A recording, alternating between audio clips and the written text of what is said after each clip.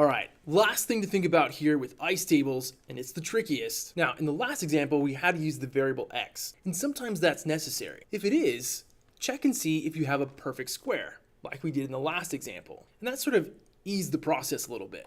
But you can also look for very small k values where k is less than 10 to the minus 5, or your initial molarity is 1,000 times the value of your equilibrium constant. Therefore, the change in concentration from your initial to equilibrium may be negligible, and therefore you won't need to use the quadratic equation. But you should be comfortable doing what we're going to do here with these approximations for the test. Now, I like to think of this X is small approximation as simply subtracting 0.003 from 1.0. If you use significant figures, subtracting such a small value from 1 doesn't really change the value of 1. Imagine you're standing on a scale holding a penny, right? Giving away that penny isn't really going to change the reading on the scale, unless you have a super precise scale. But regardless, it's always important to check this approximation to ensure that x is less than 5% of the initial concentration. Otherwise, it's too large to be considered negligible.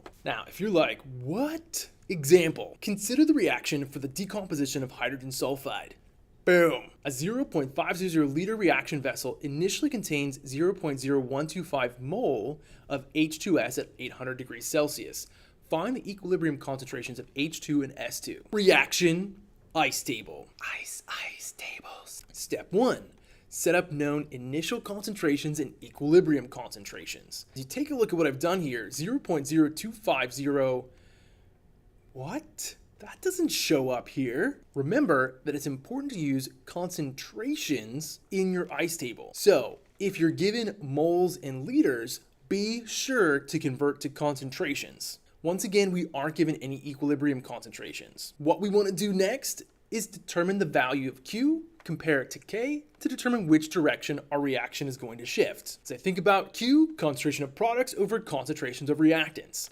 Define it in terms of this reaction. Plug in our initial concentrations and solve for the value of Q, in this case 0. As I compare K to Q, recognize that even though K is very small, it's still larger than 0. So in this case, the reaction is also going to proceed to the right. K is greater than Q. So let's represent the change in concentration of one of the reactants or products using the variable X, and define the other changes using the stoichiometric relationship we find in the balanced chemical equation. Notice that for H2S, it's minus 2x because our reaction is shifting to the right. We're going to be using some of this up. H2 and S2 are each defined positively and also based on the stoichiometry that we see in the balanced chemical equation. Step 4. Determine your equilibrium concentrations, summing each column together. Boom. Step 5. Sub those equilibrium concentrations into your equilibrium constant and solve for X.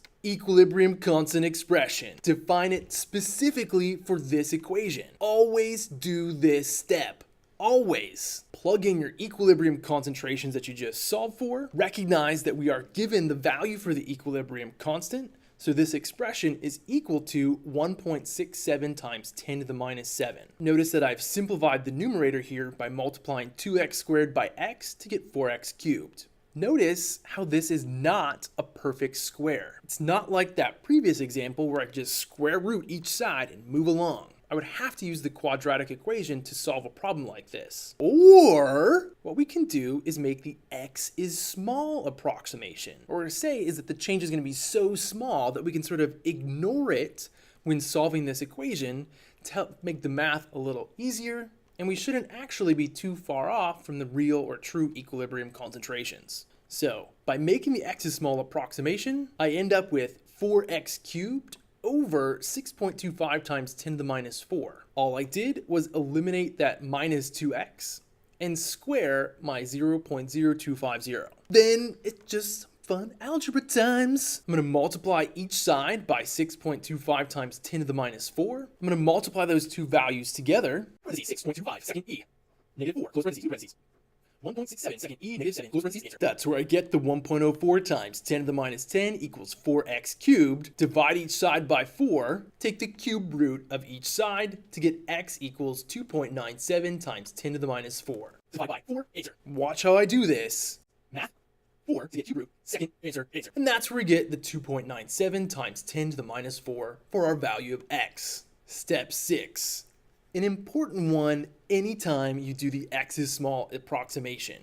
You've got to make sure that the value of x is less than 5% from the value that it was added or subtracted from. So we're going to take our 2.97 times 10 to the minus 4, compare it to our 0.0250, the initial concentration that we subtracted it from, multiplied by 100, and get a value of 1.19%. As long as this is 5% or less, the X is small approximation works. You've got to show this. Important. It gets you out of the quadratic, so take the time to do it. Once we've verified, then we're just going to plug x into our equilibrium concentrations to determine the actual equilibrium concentrations. For H2S, recognize how we define the equilibrium concentration, plug in the value for x, which we just solved for, to get the equilibrium concentration of 0.0244 molar H2S. Apply that same idea to the equilibrium concentration for H2.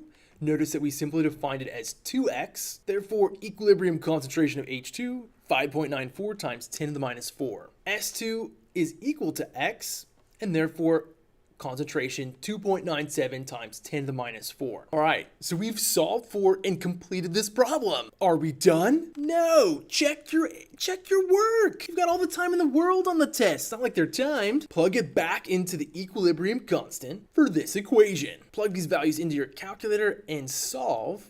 Recognize that we determined the k value to be 1.76 times 10 to the minus 7. Compare that to the equilibrium constant given to you in the problem. These are close enough considering the X is small approximation that we made in this problem. All right, and that's it for this vid. Have a fantastic day.